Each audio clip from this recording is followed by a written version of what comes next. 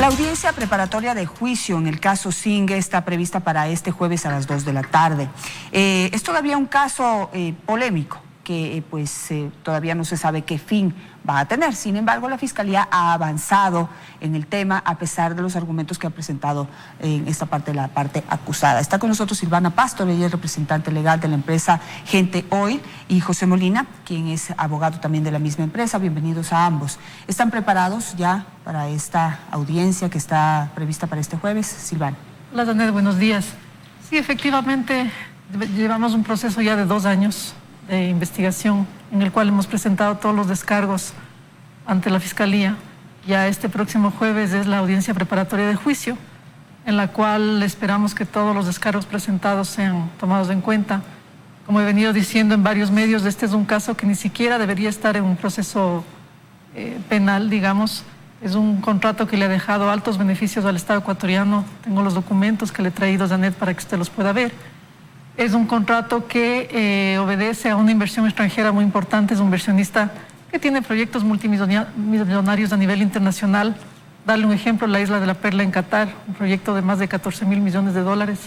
Él creyó en el país hace 7 años que vino, licitó en la ronda petrolera, le fue adjudicado el campo, y a raíz de eso, con inversión privada, más de 140 millones puesto por el inversionista, de un campo abandonado, cerrado más de 15 años, que no le produjo ingresos al Estado, le ha generado más de 300 millones de beneficios económicos entre ingresos, tributos, contribuciones, inversiones al Estado ecuatoriano. Aquí, lastimosamente, como he venido diciendo, hay un poco el tema. Este contrato, al igual que todos los contratos petroleros, tiene las mismas aristas: negociación de tarifa, transferencias de participación del consorcio, todos se han basado en la ley. Pero aquí, lastimosamente, por un informe de Contraloría, que lo he venido diciendo, no tiene sustento técnico, tiene errores garrafales. Estamos en una situación como la que estamos enfrentando. Y precisamente ese informe de Contraloría lo que más cuestiona es la tarifa que se estableció durante la negociación del contrato. En esa negociación, la Contraloría cuestiona que se determinó que cada barril de petróleo que se extraiga del pozo Singue o del campo Singue tenía que valer, se estableció $33, pero la Contraloría dice que no debió haber superado los $32, es decir, hay $1 de diferencia, y por ese dólar dice que hay un perjuicio al Estado de 5,2 millones de dólares, José. Y esto ha derivado en un caso de peculado ya investigado en la Fiscalía. ¿Cómo sustentar que no hay un perjuicio al Estado y que no se trata de un caso de peculado? Gracias, buenos días, Janet. En efecto, la apreciación que usted dice es un error garrafal de Contraloría. No nos olvidemos que una tarifa es producto de una convención entre las partes. En este caso se propuso una tarifa, se negoció $1 menos. Lo que es importante es que en este momento Silvana ni siquiera trabajaba en la compañía, trabajaba en otra industria del Ecuador. Sin embargo, lo más importante es que ya dentro de este expediente se ha demostrado que ni siquiera se le pagó a la compañía esa tarifa. Tengo un documento que está emitido con fecha 9 de julio por parte del Ministerio de Hidrocarburos, donde dice que la tarifa pagada a la compañía es de $27.8 por barril. Consecuentemente, la propia aseveración de Contraloría carece de sustento. Pero digamos que lo que se cuestiona es haber llegado a ese acuerdo. ¿No es ahí en donde se comete el delito? Bajo ningún concepto, porque es un contrato que está a través del cual se hace una convención de la tarifa. La compañía propone una tarifa, y aquí es importante que en las reglas de las contrataciones petroleras, y esto lo conocen claramente todos los expertos en la materia, hay 2 formas. Si hubieran existido 2 tarifas, automáticamente tenía que adjudicarse a la tarifa menor. Pero en el caso que hubo una sola tarifa, dice la norma, podrá negociarse la tarifa. Y se inició un proceso de negociación que a la postre tuvo como consecuencia $1 menos, que es lo que la compañía pretendía y aceptaba poder bajar, porque evidentemente aquí lo que es importante que conozca la audiencia es que el Estado invierte $0. Todo el riesgo, todos los insumos, todos los proyectos los hace a cuenta y riesgo absolutamente del 100% de la compañía. Una aclaración nada más. Si se llegó a un acuerdo de $33, ¿en qué momento se llega a pagar los $27? Perfecto. Lo que es importante, y aquí viene otro documento que yo quiero dejarle a usted, es que producto de esta negociación, siempre el Estado está protegido.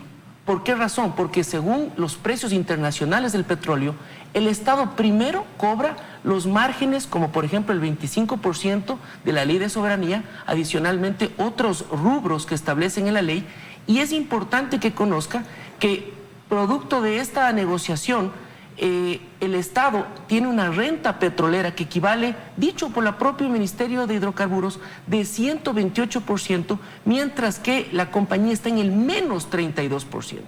Consecuentemente, esta tarifa, bajo cualquier concepto, siempre va a ser beneficiosa para el Estado, porque primero el Estado cobra estos rubros y con el excedente paga la compañía. ¿Qué es lo que pasa? Si es que no alcanza el valor para pagar la tarifa, va a una cláusula que se llama cláusula de acumulación, producto de la cual, si es que no alcanzaría durante todo el tiempo de contrato, se extingue para el Estado, para la compañía, perdón. Consecuentemente, el Estado nunca va a perder.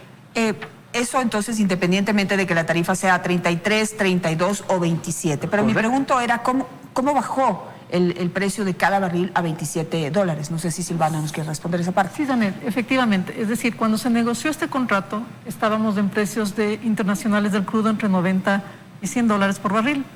La tarifa negociada de 33.5, que ojo, es una de las tarifas más bajas de todos los contratos petroleros. Usted tiene tarifas desde $45 por barril. La tarifa negociada no le da el beneficio al contrato. Pero respondiendo a su pregunta, ¿cómo baja la tarifa? Si el Estado, digamos, hoy por hoy ya no vende el crudo que se extrae a $100, lo vende a 50. Normalmente las personas creen que le están perjudicando al Estado porque el Estado recibiría apenas 20, mientras que la compañía recibiría 33. No es correcto. De los 33.5 que usted recibe por tarifa, como lo mencionó José, el Estado primero se deduce todos sus costos, gastos de comercialización, costos de transporte, tributos en beneficio a la ley amazónica y el 25% de esa tarifa. Es decir, si usted ya le reduce el 25%, la compañía no recibe 33, recibe 18, 20, lo que hace que en promedio, desde que inició el contrato hasta la fecha, la tarifa promedio es de $27. Si es que el precio del crudo se recuperara y permitiera pagar el 100% de la tarifa, la máxima tarifa a la que podríamos llegar es 33.5, no más. Hay un techo, pero no hay un mínimo. Si el precio vuelve a caer, nuevamente vamos a caer en un proceso en el cual hasta el final del contrato la tarifa pagada no será de 33, será de 25, de 28, etcétera. ¿Cómo demostrar en la práctica que esta fórmula que ustedes acaban de describir no ha perjudicado al Estado? Es decir, ustedes dicen que nunca el Estado pierde porque siempre primero recupera sus costos o, todo lo que tiene que cobrar por impuestos y todo, y después se le paga a la compañía. En la práctica, ¿cómo son los números? No sé en la práctica hay una cuenta que se acumula en el Ministerio de Hidrocarburos, que es la cuenta de acumulación, donde es el valor que no se le estaría pagando a la compañía. Es decir, usted en tanto los libros contables como en los registros del Ministerio como en el SRI declara cuánto ha facturado, pero cuánto se le ha pagado. Esa diferencia está acumulada en los libros del Ministerio de Hidrocarburos. Ahí se puede revelar que efectivamente el valor total de la facturación no está pagada a la compañía. Es decir, es transparente. Ahora, ¿pero cuánto ha ganado el Estado? El Estado ha recibido... ¿Cuánto ha invertido el Estado? El Estado ha puesto en inversión $140 millones. En costos de producción... ¿El Estado o la compañía? La compañía ha puesto 140 ¿Pero el Estado millones. ¿Cuánto puso? Nada, cero. El Estado ha puesto cero. ¿Cuánto ha recibido el Estado en todos estos años de explotación? El Estado ha recibido $330 millones. ¿Cómo? En ventas del crudo, $280 millones, más 140 millones de inversión que ha puesto la compañía, más tributos, contribuciones que los contratos nos hacen pagar. Más o menos usted está diciendo que en 5 años de un contrato de 20 años el Estado ha recibido 330 millones. ¿Y la empresa? De esos 330 millones a la compañía se le ha pagado 140 millones. Pero fíjese, la compañía recibe 140 millones, pero ha puesto 140 millones de inversión, 105 millones de costos de operación más todos los tributos. Por eso es que nosotros decimos, hoy por hoy la compañía está con un flujo de caja negativo. Un contrato de riesgo petrolero no se puede medir en 5 años. Es un contrato a 20 años. Al inicio usted pone todas las inversiones. El proyecto va a ser beneficioso o no para la compañía cuando se concluyan los 20 años del contrato. Como le decía, si el precio del crudo se recupera, se podrá tener las expectativas de ingresos que la compañía tenía. Pero ojo, hay un tema muy importante en estos contratos, y no solamente en los contratos petroleros, en todos los sectores estratégicos. La Constitución dice que todo contrato petrolero, el Estado debe tener al menos el 50% de renta. En este contrato, como José le ha indicado, hasta la fecha el Estado ha recibido el 128% de renta petrolera, la compañía menos 32%. Mes a mes, el Ministerio de Hidrocarburos controla, mediante una fórmula que tienen aquí de cálculo de renta petrolera, mes a mes, ellos lo que hacen es verificar que efectivamente los contratos no superen jamás más del 50% para las contratistas. Entonces, estos contratos están bastante regulados, no se puede hablar de un peculado cuando primero el Estado no pone recursos, todos los pone el inversionista. Segundo, en este caso, seguimos dentro de los márgenes de la renta petrolera establecida bajo la Constitución. Y tercero, en la industria se lo reconoce al caso Zingue como un caso de éxito porque fue un campo cerrado 15 años. Tenemos cartas de Petroecuador, de Petroamazonas, en los cuales indicaron que no les interesaba el campo por ser un campo de poco beneficio económico. ¿Por qué, Janet? Porque si usted no pone inversión, si usted no pone recursos, no puede extraer petróleo. Ahora, tengo una duda. Durante la firma del contrato o en la firma del contrato, lo que exigía el Estado era una inversión de 24 millones de dólares. 27 millones de dólares. ¿Por qué terminan invirtiendo 140 millones de dólares? Ya, la ley de hidrocarburos es muy clara. A usted le asignan un contrato a la parte privada para que desarrollen los bloques petroleros, no para que hagan la inversión mínima. La inversión mínima es lo que usted está obligado a cumplir en los 3 primeros años del contrato. Después de eso, obligatoriamente, conforme usted va presentando al Estado planes de desarrollo que le van aprobando, tiene la obligación de ir descubriendo reservas. Las reservas solo se descubren perforando. En algún momento oí a alguien que decía que hemos escondido reservas. Eso es imposible. O sea, siempre lo llamaron la joya de la corona. Imposible. Entonces, da la idea como que siempre se supo que ahí había mucho petróleo y que ese campo iba a ser productivo tarde o temprano, que Petroecuador, quién sabe por qué, durante 15 años no logró sacar una gota de petróleo de ahí, pero que metiendo la inversión y tecnología, de ahí iba a salir el petróleo que finalmente ha salido. Esa lastimosamente es la mala idea que han generado al público. Todos los contratos petroleros, todos los campos petroleros, digamos, tienen reservas, todos.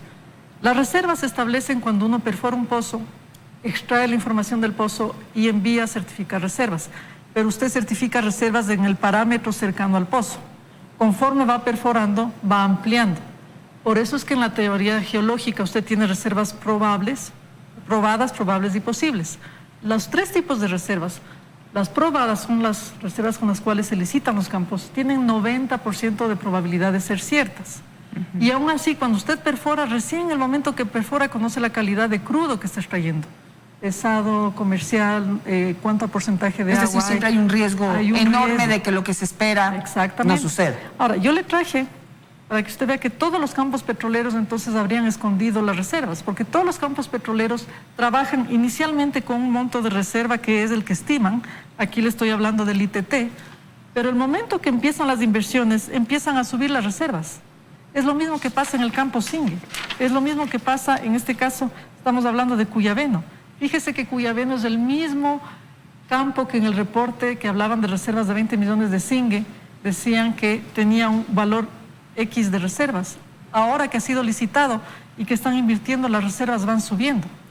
Eso pasa en todos los campos petroleros. Entonces, no cabe el hecho de decir de que se conocían que habían más reservas. Usted no puede conocer. Imposible. Puede estimar, pueden haber una serie de estudios, pero no se puede conocer. Está claro. José, gracias. ¿Cómo responder ante la acusación de peculado, que es finalmente sobre la cual se va a hacer esta audiencia y el juicio? Gracias, Janet. Nosotros primero esperamos que con toda la evidencia que existe, más de 32,000 folios, Fiscalía pueda considerar todos estos elementos para no acusar. No creemos que hay peculado, no creemos que hay ningún tipo de perjuicio para el Estado. Es más, aplaudimos la posición que ha tenido Procuraduría General del Estado, quien no ha presentado acusación particular en contra de Silvana. Este es un proceso en el que ha sido claro, transparente. Fiscalía nos ha permitido esgrimir todos los elementos de descargo y confiamos evidentemente que con un principio de objetividad se pueda retirar la acusación. que en este momento existe a manera de indicios en contra de Silvana. Adicionalmente, es un tema que es importante que la gente conozca. Ya la compañía ha presentado un arbitraje internacional que evidentemente lo que es doloroso es que al cabo de este arbitraje nos va a costar ese valor a todos los ecuatorianos. Nosotros porque ustedes están seguros que van a ganar. Miren, nosotros tenemos, y por eso hemos presentado documentación, no nuestra, no de un perito, del propio Estado ecuatoriano, donde nos dice cuánto ha ganado el Estado ecuatoriano, como recalca Silvana, con cero inversión de parte del Estado, todo el riesgo es de la compañía, porque evidentemente, ¿por qué Petroecuador claramente ha manifestado que no tenía intención alguna en el campo Zingue? 15 años abandonado, un campo que evidentemente ha sido un campo de éxito gracias a una inversión extranjera que ahora evidentemente se ha pretendido cuestionar con un perjuicio que, insisto, con toda seguridad y con toda claridad, con todas las evidencias que hemos presentado y que Fiscalía ha recabado, no existe perjuicio para el Estado ecuatoriano. Solamente para aclarar, y porque el caso es complicado, porque correcto, hay mucha parte técnica en la mitad y de especialidad petrolera, pero el peculado, digamos, se establece o se establecería, de acuerdo a mi criterio y mis conocimientos, en caso de que la empresa se haya llevado dinero del Estado. Pero de lo que ustedes dicen hasta el momento, la empresa ha recuperado la inversión, más no ha tenido una ganancia. No recupera todavía la inversión. No, porque usted dijo que puso 140 millones y hasta el momento ha recuperado 140 millones, bueno, pero faltan otros rubros, digamos que... Si lo hacemos así, podríamos decir que ha recuperado la inversión, pero todavía hay otros costos y gastos que necesita recuperar. Es decir, no hay ninguna ganancia. Al recuperar esos 140 millones de dólares, ¿ahí se establecería una posibilidad de peculado al estar basado en una supuesta tarifa inconveniente para el Estado? No podría, porque el Estado ha generado mayores ingresos en la compañía. Es decir, como le decía, el artículo de la ley, de la Constitución es claro. Mínimo el 50%, 51% sería para el Estado y la diferencia para la compañía. Y en este momento el 132% es lo que ha generado el Estado. Entonces, por eso le decía, si hacemos el hecho de que sí, efectivamente nos han pagado 140 millones, eso nos permite cubrir costos de operación, tributos, contribuciones, pero las inversiones de sí se recuperan en los 20 años. Entonces, Daniel, permítame solo un tema en el tema del arbitraje. En el tema del arbitraje se va a ventilar el informe de Contraloría, evidentemente, ante un tribunal internacional en La Haya, y se va a demostrar las falacias que tiene ese informe de Contraloría. Recuerde usted que la persona que hace el informe de Contraloría es una persona que no tiene título, que jamás había hecho un informe en un contrato petrolero, eso lo hemos presentado también, y evidentemente como gobierno, como Estado, estamos quedando muy mal, porque es un contrato que ante los ojos de un tribunal internacional va a demostrar los beneficios que tiene, cómo técnicamente ha sido y ha cumplido con la ley ecuatoriana. Esto no es correcto para el país. Por último, de todo lo que investigué, siento y me parece que en esta etapa del juicio no está siendo considerada esta acusación que al principio se hizo de que hubo un tráfico de influencias por parte del exministro Wilson Pastor en otorgar o adjudicar este contrato, de alguna manera sabiendo que en un futuro próximo su hija iba a pertenecer a la empresa que termina manejando el contrato del campo Zingue. ¿Eso no está siendo ya considerado por la Fiscalía? A ver, es importante lo que usted acaba de mencionar. En primer lugar, cuando se firma el contrato, Silvana Pastor ni siquiera trabajaba en la empresa. En segundo lugar, es inaudito pensar siquiera que el exministro Pastor podía conocer cuántas reservas de petróleo habían debajo del suelo, porque como hemos dicho, y esto es claro para los técnicos petroleros, la única forma de conocer cuántas reservas hay es perforando e invirtiendo. Sin perforación e inversión no hay posibilidad de extracción. Es un campo 15 años abandonado, considerado como un campo que evidentemente no producía nada, más bien producía gastos para el país. Y Petroecuador, en forma clara, manifestó el no interés en intervenir en una 10ª ronda petrolera. Esto, Janet, es importante que la gente conozca. No se trató de una adjudicación a dedo. Esto fue una adjudicación a través de una licitación internacional, donde todo el mundo tuvo la posibilidad de intervenir. Es más, algunas compañías compraron las bases para Campo Zingue, pero solamente un consorcio fue el que intervino. Evidentemente aquí no hay tráfico de influencias, porque tampoco Wilson Pastor podía ser gurú para conocer lo que existía debajo del piso. pero me quedo, ¿no está siendo considerado en esta etapa del juicio esta parte de tráfico de influencias o sí? La formulación de cargos que ha hecho Fiscalía es por el delito de peculado. Consecuentemente, sobre este delito será lo que tiene que versar la audiencia en la cual evidentemente se tienen todos los descargos necesarios que estamos seguros la justicia los va a considerar y confiamos en la justicia ecuatoriana y confío en la Fiscalía del Estado. Veamos qué es lo que sucede. Este jueves sale esta audiencia, estaremos muy pendientes. Le agradezco a ambos por estar esta mañana con nosotros.